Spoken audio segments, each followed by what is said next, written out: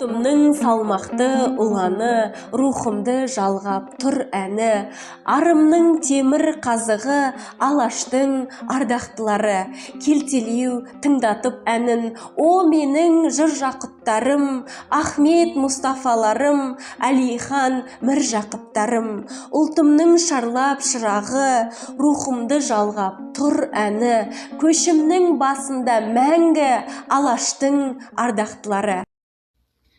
Биыл ұлт ұстазы, алаш қайраткері, қазақ әліпбиінің және тіл білімінің негізін салушы ғалым, публицист, педагог Ахмет Байтұрсынұлының туғанына 150 жыл. 2022 жылдың жыл кітаптарын таңдау бойынша «Бір ел бір кітап» акциясы аясында оқуға ұлт ұстазы Ахмет Байтұрсынұлы шығармалары ұсынылды.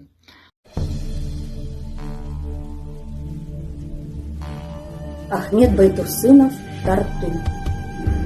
Балалар, бұл жол басы даналыққа, келіндер, түсіп байқап қаралықта. Бұл жолмен бара жатқан өзендей көп, соларды көре тұра қалалық па. Даналық, ұшпес жары кетпес байлық, жүріндер іздеп тауып алалықта. Оқуға құштар колледж тұжырымдамасы негізінде Қарағанды технология және сервис колледжінің кітапханасында өткізіліп жатқан «Бір колледж, бір кітап» акциясының аясында ұлт ұстазы Ахмет Байтұрсынұлының 150 жылдығына байланысты кітап оқу сағаты М921 студенттерінің атынан ұсынамыз. Байтұрсынұлы шығармашылық жұмысын өлең жазудан бастаған. Оның өлеңдері қазақ халқының мүддесі мен үмітінен сыр шертіп, білім мен мәдениетті насихаттады.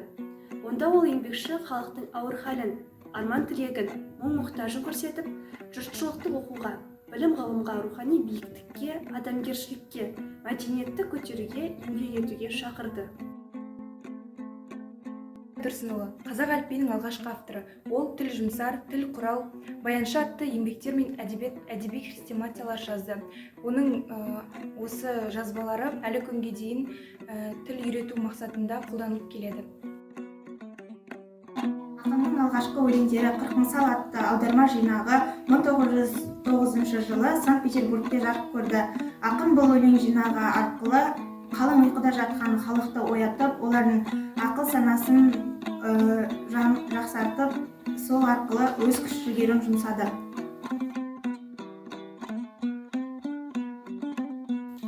Байтұрсынұлының екінші кітабы «Маса» 1911 жылы шығарылған. Бұл кітапқа енген өлеңдерінде ақын қараңғылық, надандық, шаруаға енжарлық, кәсіпке маңғаулық сияқты кемшіліктерді сынады.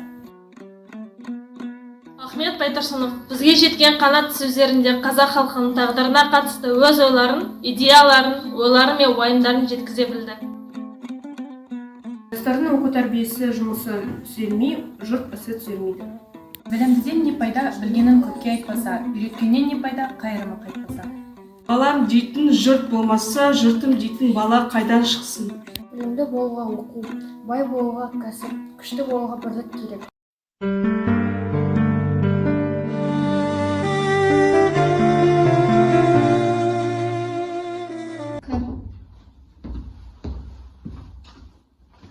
Ахмет Байтұрсыновтың үстінен көптеген арыздар түсті. Жалпы ол туралы не білесің? Ахмет Байтұрсынов 1872 жылы туған, қарапайым ұстаз. Түсінікті. Оның ойында не бар деп ойлайсың? Елдің айтуы бойынша қазақ зиялыларын жинап, байлардан жылу жинап, қазақ газетін ашпақшы екен. Елдің алдында беделі зор ма не сонша? Я, әрине.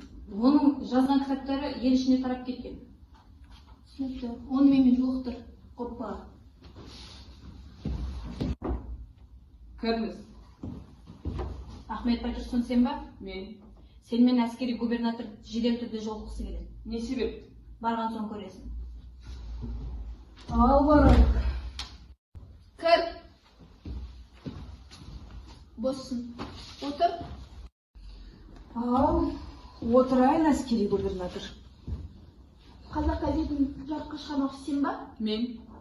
Сен оған қандай құқығың бар? Бұл үстіне Сталин не істейтінін білесің ба? Менің бұл газетті шығаруға бүкіл құқым бар.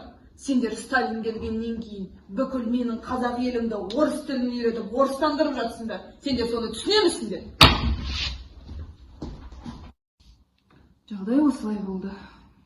Отағасы бұныңыз дұрыс болмапты. Ертең халық жау атындырып жіберсін істейсіз. Өзіңіз ойласаңызшы.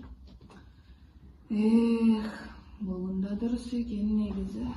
Ахмет Байтұрсынов, сен халық жауында атандың. Бізге ордер бар. Өзім барам. Жібер. Ахмет Байтұрсынов, халық жауы. Сені ату жазасына кесеміз. Бұл кім өзгермейді. Менің бір өтінішім бар. Осылайша Ахмет Байтұрсынов атамызға халық жауы деген жала жауылып 1937 жылы 8 қазан күні қамауға алынып 2 айдан соң ату жазасына кесілді. Айзола достым аса қымбатты, мұңменен азап жаныма батты. Өтпелі дәуір өкініш шуы аса өзендей толқыны қатты. Өзіңе аян өміріміздің көрдім ғой бейне туған ел үшін жабылған қақ жаланы ойласам өзегім күйіп өртенеді ішім. Ой соқты болып қатты ғой басым, көзімнен көл боп ақты ғой жасын. Сергелден кешіп сарғайып санам, төбемнен тура түсті ғой жасын. Көбейген шақта сақалдың ағы кетті ғой тайып, ағаңның бағы темір құрсаулы түрмеге мұндау 4-ші рет мен қамалдым тағы. Анасы түммен ақындықтарым жыр жазып едім отырмын